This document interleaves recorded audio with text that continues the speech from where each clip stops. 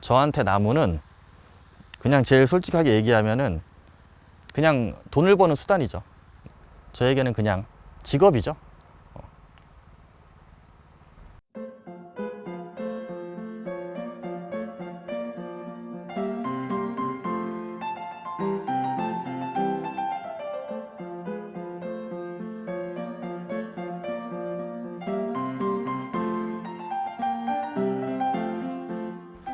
저는 이 옥천군 이원면에서 우리 묘목 공동체라고 하는 묘목 업체를 운영하고 있는 대표 곽정동이라고 합니다.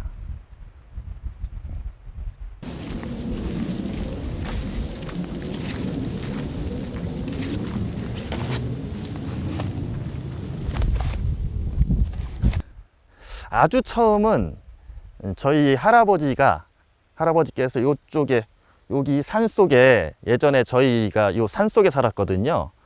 그 산 속에 보면 이렇게 다랭이 논처럼 이렇게 논이 있고 이제 그런 밭들이 있어요. 거기에서 묘목 농사를 지으셔가지고 묘목을 키우셔서 오일장에 내다가 파셨어요. 지게에다 이고 이제 그렇게 하긴 했는데 이제 사실 그거는 좀 본격적으로 했다고 하기는 그렇고 저희 부모님께서 저희 아버지께서 이 옥천군에서 농촌지도소에서 일을 하셨어요. 그래서 이제 지금 농업기술센터. 그래서 거기서 이제 일을 하시다가 중간에 퇴직을 하시고 요 농원을 1996년도에 개업을 하신 거예요. 그렇게 해가지고 저는 한 2007년 그 정도 2006년인가 7년부터 제가 이제 일을 하기 시작한 거죠. 일반적으로는 보통 1년에서 2년을 키우는 경우가 가장 많고요.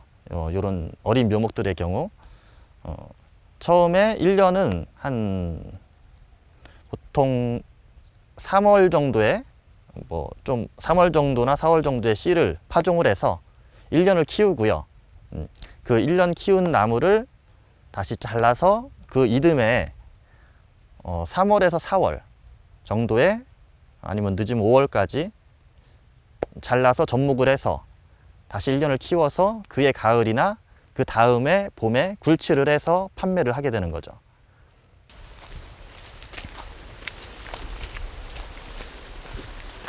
이쪽에도 이게 복숭아를 접목해 놓은 거고 얘는 조금 납작한 이렇게 보시면 그래서 이런 숨도 따주고 왔을 때 원래는 가위로 해야 되는데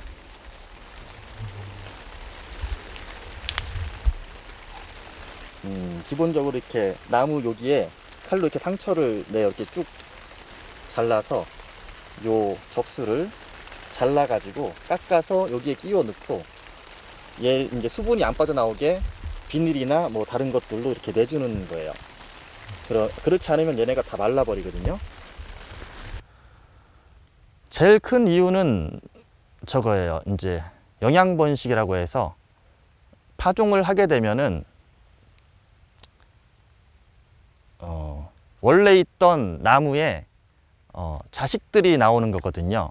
이 나무가 파종해서 크는 나무는 자식들이 나오는 거라서 이 부모하고는 조금 달라요. 특성들이 뭐 열매의 크기도 다를 수 있고 뭐 잎의 모양이나 크기도 다를 수 있고 뭐 열매의 맛도 다를 수 있고 이제 그런데 접목을 하게 되면은 복제품이 나오는 거예요. 쉽게 얘기하면은 그러니까 그 부모랑 같은 나무가 나오는 거예요.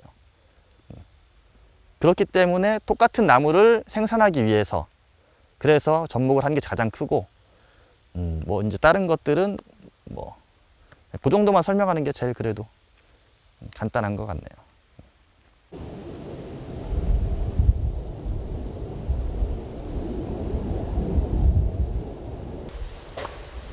그러니까 바람이 조금만 세게 불어도 여기도 지금 보시면은 이렇게 넘어져 있는 것들이 있어요. 이런 것들도 이제 다 세워주고 해야 되는 거죠. 그러니까 이런 특히 묘목 같은 경우에는 큰 나무들보다 더 바람에 더 취약해요. 이제 씨를 위주로 키우다 보니까 바람의 영향을 많이 받을 수밖에 없고 아직 어리니까 나무는 약하니까 더 부러지거나 휘어지거나 하는 경우가 많이 생기죠. 그때 그게 역대급 태풍이 온다고 해서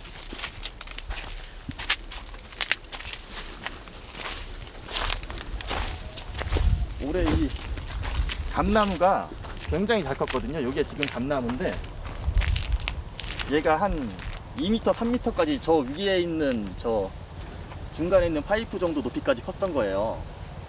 그러니까 저렇게 크면은 바람의 영향을 많이 받으니까 막 휘어져 가지고 이 접목 부위가 부러질 수가 있거든요. 부러질 수가 있어 가지고 그냥 요 정도 높이로 다 이렇게 잘라 놓은 거죠. 조금 부러지지 말라고. 근데 결국에는 어쨌든 뭐 바람은 별로 안 불어서 안 해도 되긴 되는 거였는데 그래도 일단은 제가 느끼는 이런 기후변화나 이런 것들은 사실은 정확하게 이제 알 수는 없는데 그냥 제가 느끼는 정도로 얘기를 드리자면은 일단은 과습 피해가 전부 다 좀 더 심해진 것 같아요. 이렇게 특히 이제 핵과류라고 하는데 아까 말씀드린 체리나 복숭아, 자두, 앵두, 살구, 매실 이렇게 이제 씨가 하나 들어있는 종류를 핵과류라고 하는데 이런 것들이 조금 과습 피해에 다른 나무들보다 더 취약하긴 한데 예전보다 더 최근에 더 과습 피해가 심해진 것 같아요. 이제 그런 얘기도 많이 듣고 과습 피해를 받았다는 이제 그래서 그런 부분들이 조금 더 바뀌지 않았나 싶기도 하고 이제 한 가지 더 말씀을 드리면은 이제 겨울이 조금 더 따뜻해지니까 일부 이런 침엽수나 이런 종류들이 갑자기 이렇게 겨울에 깨어나는 경우가 있어요. 갑자기 날씨가 막 영상으로 올라와가지고 겨울이. 그럼 얘네가 활동을 하려고 하다가 다시 날이 추워지면은 또 냉해 피해를 받는 거예요. 이제 그런 경우도 있고 특히 뭐 작년 겨울 같은 경우에는 또 겨울 가뭄이 와가지고 그래서 이런 침엽수들을 이렇게 옮긴 경우에 이런 것들이 고사한 경우도 많고 뭐 그랬죠.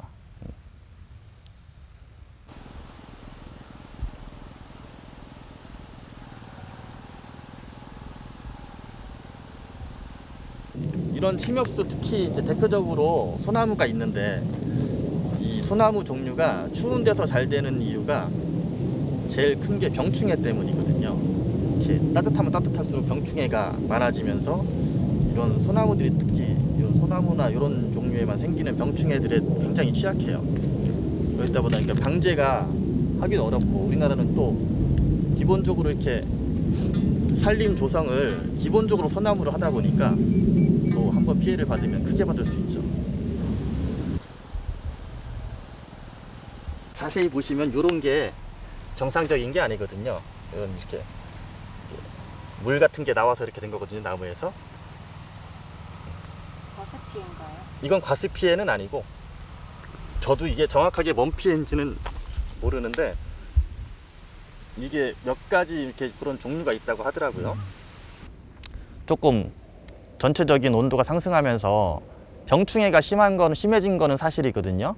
병충해가 조금 더 심해져서 뭐 선연화방이라던가 이런 것들이 아무리 약을 뿌려도 항상 계속 나타나고 그런 현상들이 있으니까 조금 더 일의 난이도가 어려워지고 하는 건 있는데 사실 이제 그거는 기후가 변화한다고 하는 거를 개인이 막을 수는 없는 거니까 개인이 만약에 기후가 과습 피해가 점점 더 생기고 냉해가 점점 더 생기고 한다면은 과습 피해를 막을 수 있는 방법이 뭔가, 냉해를 막을 수 있는 방법이 뭔가 이런 것들을 좀 더 연구하고 공부하고 해서 막을 수 있는 방법으로 가야 될 수밖에 없는 거죠. 이게 이제 기술센터에서 네네. 이제 바이러스가 있나 없나 유무를 확인하려고 테스트를 한 거예요. 바이러스가 있나 없나 확인한다고? 예, 아까 뭐 바이러스 프리 뭐 이런 거.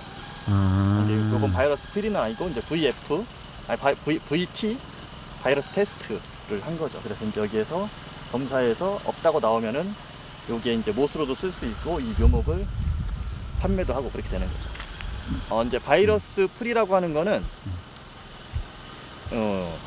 이 묘목에 그런 바이러스가 애초에 없는 상태로 생산이 된 거라는 거고, 바이러스 테스트라는 거는 이제 그렇게 생산되는지는 몰라도 한번 테스트를 해봤더니 괜찮더라 하는 그런 묘목이라고 보시면 되죠.